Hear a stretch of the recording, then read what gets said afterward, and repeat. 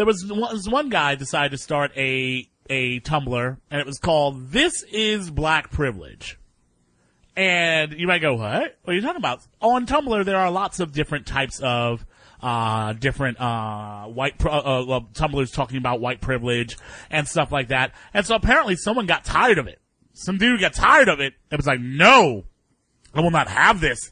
I will stand up and show you guys what this situation is, okay? And so he started to post what black privilege was. And black privilege looks like example, black privilege is being able to follow follow the This is White Privilege blog, but following this blog, i.e. the This is Black Privilege blog, would be racist for white people. And he tags it black privilege, racism. Then another one. Black privilege means being publicly admitted, that blacks are superior to whites in certain pursuits, i.e. basketball. It can never be publicly admitted that whites are superior to blacks in other pursuits, i.e. winning Nobel Prizes in science. Oh no. Black privilege means growing up with the idea of racial identity and pride, yet racial pride in whites constitutes a grave evil. Say I'm white and I'm proud, and you are a national socialist. Black privilege means being able to work for explicitly racial goals while whites may not. Black privilege means always being right in matters of race between blacks and whites. Blacks must always be regarded as the injured party or the oppressed. I like this one actually. Black privilege is having every stupid dance become a phenomenon. Because of the stereotype, all black people have rhythm, non-black people are quick to jump on the bandwagon because it is automatically deemed cool. This person sounds hurt. Who hurt you? Oh dear. Black privilege is having mainstream multimedia obsessed with you. Blacks only make up 12% of the population, but make up an estimated 50% of the news. What? Do you want to know what my favorite thing is in the world? Is just unnuanced apolitical critique. It's my favorite. Just uninformed, ignorant ass critique. I've never read a book in my life, and I have opinions, and I'm going to start a Tumblr blog about it. Welcome to the internet. I was about to say that. Yeah, right. Black privilege means being able to silence and intimidate whites by calling them racist. Whites can't silence and intimidate blacks because that would be racist. What? Oh, God. What? What's happening? What's happening? I taste pennies. What's happening? Well, this is real. Well, it's true. We don't have the big white dude. It's not as intimidating as the big black dude. And that's privilege. So, Twitter did not take kindly to this. Uh-oh. The internet? Did someone just go internet? Sick 'em. It hit Twitter. And upon it hitting Twitter, a lot of folks weighed in. Did I say a lot of folks weighed in. And decided to go at it a little bit of a different way than that dude probably thought. Like African and Proud says, black privilege is having ancestors like Marcus Garvey, Nandi, Queen Nanny, Malcolm X, who laid their lives down in advance of our people. It's probably not what he was talking about. Probably not what's going on there. And people like, and I might have jumped in. Oh dear. Here's the thing. I didn't mean to. I hit him. The whole goal of this when I jumped in was to just say something like cute, right? Because I saw people like really going in, and then like Shelby Knox actually had tweeted out. She was like, "And white people, when I say take a seat and learn from the black privilege tag, I mean take a damn seat, not our place to comment." Which was hilarious. But not a lot of people decided to jump in. Grace is human. It was like, black privilege is white folks explaining how terrible racism is to you instead of to other white folks. And so this just goes on. So people decide to go in, and then like I said, I weighed in by accident because what I wanted to do was make jokes about it. That was my whole point, Dasha. I had no intentions of actually taking it anywhere near seriously. Because it's ridiculous. This is silly. Black privilege, really black privilege Tumblr? This is literally idiotic. But then something weird happened. I couldn't make that many jokes. I just didn't have it. Every time I tried to make a joke, I realized that like I was actually way more annoyed than I thought I was. And so I weighed in. I was like, black privilege is being told, I should stop mentioning black things if I want success. Be black, just not that black. Be diet black. Black Zero, maybe? No? Black Zero, delicious. Black Zero, so great. Wade and Brandy is so Black Zero. Hey, I totally can get with him. I can totally get with that. That's the type of black. Like black, right. But without all the bad things. And then all of a sudden they saw the Chappelle sketch. Oh no! Are you telling me he was really black the whole time? I'm sitting here, I'm ingesting all this blackness, thinking there was no calories, and then to find out he was pure black. The funny thing about that skit, by the way, is that I've heard two interpretations of it. One is that, it was funny that Wayne Brady was like acting like a hard ass like one time, and that's what made it funny was the irony of it. And then the other was like, oh my god, he's been hiding this whole time. Lord. Yeah. So and it's continued. I pointed out just a couple things, just like I said, I tried to be funny, and then I just couldn't really do it. And then I just pointed out just a few things that I thought constituted that maybe people hadn't really thought about, like black privilege is having the joy of being American while not being accepted as American. Black privilege is knowing that my regular voice is considered scary and having to adjust the tone if I don't want to seem threatening. Black privilege is knowing that any slang I use isn't unique or isn't a unique attribute of me, but indicative of how an entire people speaks. Black privilege is genuinely praying a high-profile crime isn't conducted by a Negro because, well, America. Black privilege is having to give a PowerPoint presentation on history anytime a systemic or institutionalized issue concerning blacks arises.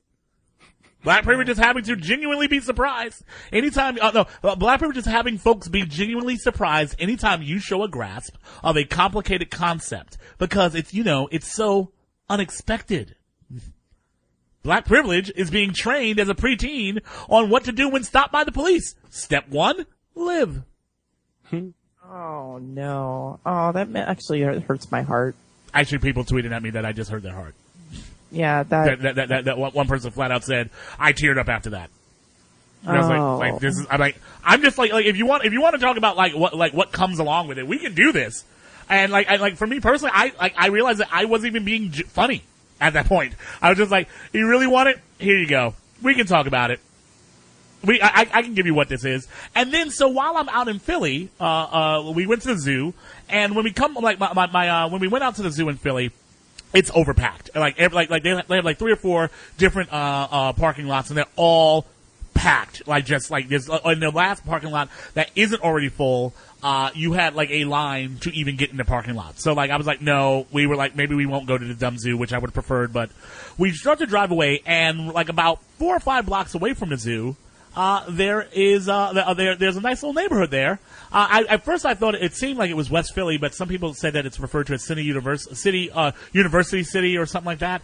And there was parking over there. And so we found the parking over there parked. And when I sat down, I was like, oh, we're in the hood.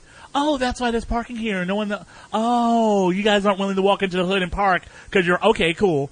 But when we came back from the supermarket, we were very thirsty. We had been walking around. It was a beautiful day Sunday. It was hot. We had been walking around for a few hours. We wanted some soda.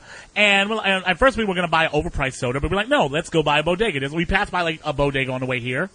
I go into the bodega. The first bodega I stop at, my wife starts to go in and I go, never mind. Because it was, I think, 4 o'clock in the afternoon, and it was completely bulletproof covered. That was it.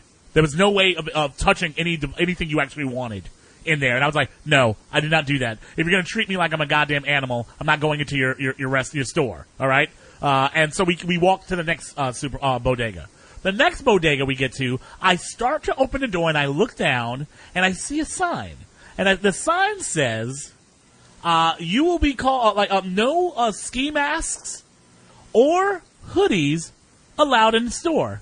What? No ski masks and hoodies are to be worn inside the store. If you do so, you are trespassing, and we'll have a police call. We will call 911 on you. Is that legal? A hoodie, and a ski mask, aren't they different things though? It's weird that you say that, Aaron. Because the ski mask obscures your entire face and in some instances your eyes so that nobody can see you, but a hoodie can just be rolled back so that everyone can see your entire face. Interesting you say that, Aaron Rand Freeman. Because I thought that they were different. Because, like, please note, the image that was on there, I actually posted it on Instagram and I posted it on my Facebook wall. The image there, they have like a full-on like cops and robbers style ski mask, and then they have someone wearing a hoodie. And it says, do not enter with mask or hoodie, so if so, you are now trespassing, we will call 911. And I'm like, the fuck is this? So I immediately go, and I'm not going to this store. And I realized that this is just happening in this neighborhood. And the neighborhood was treated like they were goddamn animals. Yep. And I tweeted out, black privilege. Yeah, cause I was like, I guess this is that black privilege that they were talking about, right? This is obviously the black privilege, right? Oh, it's true. We've managed to ratchet up the intensity of an article of clothing. Think about that. I mean, white folks wearing hoodies didn't do anything for the hoodie, but black people with hoodies, man, we're all like Dr. Doom and Darth Vader now. It's kind of cool, eh? Black privilege is having your communities treated like zoos, and its inhabitants treated worse than animals. Damn. Yeah, I wasn't amused. And so I'm actually pointing this stuff out because someone got really froggy with me when and they were like, listen, man, that there's tons of posters like that, and I'm like, and it's not new, so I don't understand why you're upset by it. And I'm like, whoa, first of all, that's ridiculous.